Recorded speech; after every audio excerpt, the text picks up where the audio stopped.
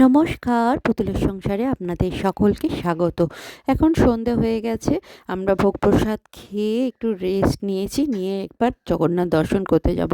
আসলে কালকে এত তাড়াহুড়ো করে দর্শন করেছি, তাই আজ আর একবার দর্শন করতে যাচ্ছি। আমরা ড্রেস আপ করে নিয়েছি, মিস্টার পাঞ্জাবি পরেছি, আমি শাড়ি পরেছি, মাম্মাও শাড়ি পরে নিয়েছে। এই দেখো, চুলটা বাঁধলি হয়ে যাবে। সবাই রেডি হয়ে গেছি, যাচ্ছি আর একবার জগন্নাথ দর্শন করতে। আজকে লাস্ট, কাল আমরা বেরিয়ে যাব সকালবেলায়, শতাব্দীতে আমরা ফিরবো, ভোরবেলা বেরোবো, আজকে রাত্রিবেলা। চলো মন্দির যাই, তোমাদের সঙ্গে কিছু কিছু শেয়ার করব, কারণ কালকে হঠাৎ গেছি আমরা, একটু শেয়ার করতে পারিনি কিছু, আজকে একটু করবো। চলো, টাটা। আমরা মন্দিরে চলে এসেছি, মন্দিরের দর্শনও হয়ে গেছে। অসম্ভব ভিড়, কী যে কষ্ট করে আমরা ঢুকেছি, যেহেতু আমরা এসেছিলাম আর আমাদের পান্ডা চেনা আছে, তাই ঢুকতে অতটা অসুবিধা হয়নি। যাই হোক, ভেতরে তো ক্যামেরা নিয়ে যাওয়া এলাও নয়, তোমরা সবাই জানো নিশ্চয়ই। সেই জমা দিয়ে যেতে হয়, জুতো, ক্যামেরা, ব্যাগ যা যা থাকে সব কিছুই জমা দিয়ে গিয়েছিলাম। আর সন্ধেবেলা বেশ আমাদের হাতে অনেক টাইম আছে, সেই জন্য আমরা মন্দিরের চারপাশটা দর্শন করছি। দক্ষিণ দুয়ার, সিংহদুয়ার, অনেকগুলো দুয়ার আছে, তো সেই দুয়ারের চারপাশটা আমরা এবারে ঠিক করেছি। আর কি ভিড় দেখো, কীরকম লাইন দেখো, কে বলবে যে পুরীতে অসম্ভব ভিড় হয়েছে। আর আমরা চারধারটা কোনো দিন এরমভাবে দর্শন করা হয়নি, তাই বললাম চলো, অনেকটা টাইম আছে, আমরা সবাই মিলে একটু চারধারটা দর্শন করি। বেশ ভালো লাগছে। আদিবাবু হাঁটছে, মানে চেনা জানা লোকজন কেউ নেই বেশ, আর প্রচুর লোকের সমাগম। কেউ কাউকে, আদিবাবু তো হাত ছেড়ে ছেড়েই হাঁটাচলা করছে দেখো, যেহেতু ওকে কেউ ডিস্টার্ব করছে না, ধরছে না, ওটাতেও খুব খুশি হচ্ছে। একটু ঘুরে নিচ্ছি, মেয়েটারও খুব ভালো লাগছে, মানে চারদিকটা প্রদক্ষিণ করছি যাকে বলে। আর চারিদিকে ভিড়টাও তোমরা বুঝতে পারছো কীরকম অসম্ভব ভিড় হয়েছে।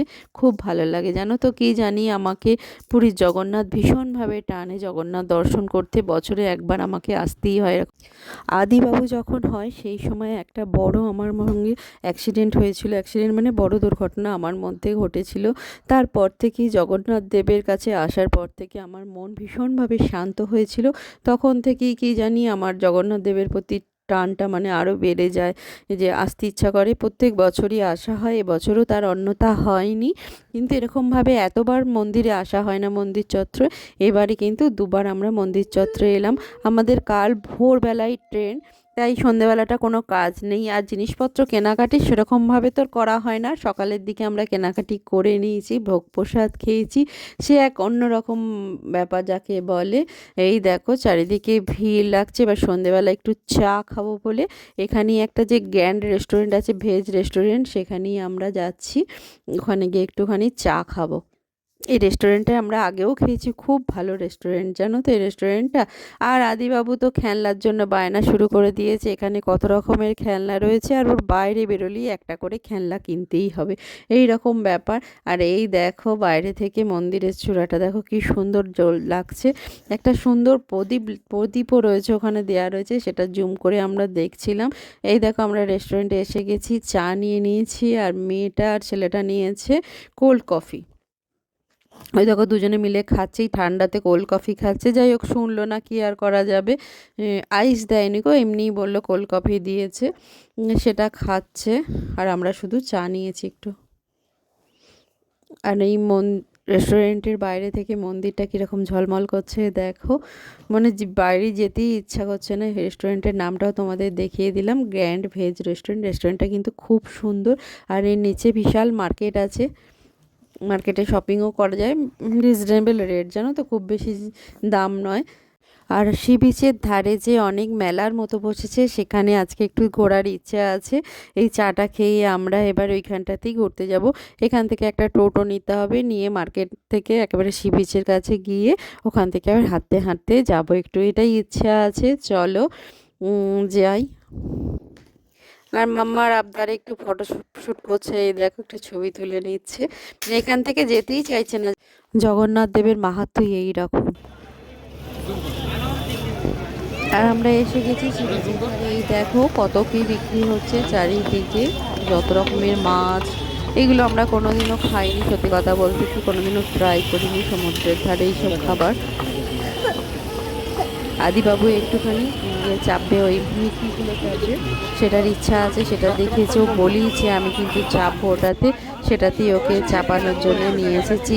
এই দেখো এটা চাপতে আদিবাবু ভীষণ ভালোবাসে। প্রথমটা একটু ভয় পায়, উঠতে চায় না। এই দেখো আদিবাবু নামছে, দেখো প্রথমটা ভয় পায়, তারপরে কিন্তু খুব আনন্দের সঙ্গে লাফায়, খুব মজা পায় এটাতে, জানো তো। এটাতে কিছুক্ষণ টাইম, এটা হচ্ছে একজন আধ ঘন্টার মতো থাকবে, এক ঘন্টা। যাই হোক ভালোই, খারাপ নয়, এটাতে বেশ সময় কেটে যায়। দেখো এখান দিয়ে ওঠা আর সাইডগুলো দিয়ে নামা। অনেক ছোট ছোট বাচ্চা খেলছে, তার সঙ্গে আদিবাবু বেশ মজা পাচ্ছে এটাতে।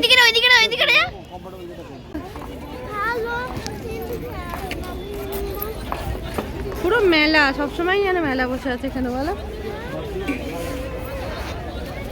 কি খবর? বাস হোটেল পুরী রিজ রিসর্ট, এটা হচ্ছে আমাদের হোটেল। কি সুন্দর চারিদিকে আলো ঝলমল করছে। আমার বেটু, মাম্মার বেটু দেখো একটা বেলুন কিনেছে, এই দেখো। চলো চলো চলো, বেলুন নিয়ে চলো। পুরী সি বিচ চলো, আমরা এই ওপরে অন্ধকার ঘরটা। চলো, আজকের মতো আমাদের এই জার্নি শেষ হয়ে গেল, Puri trip. Bye bye Puri. হ্যাঁ বাই বাই।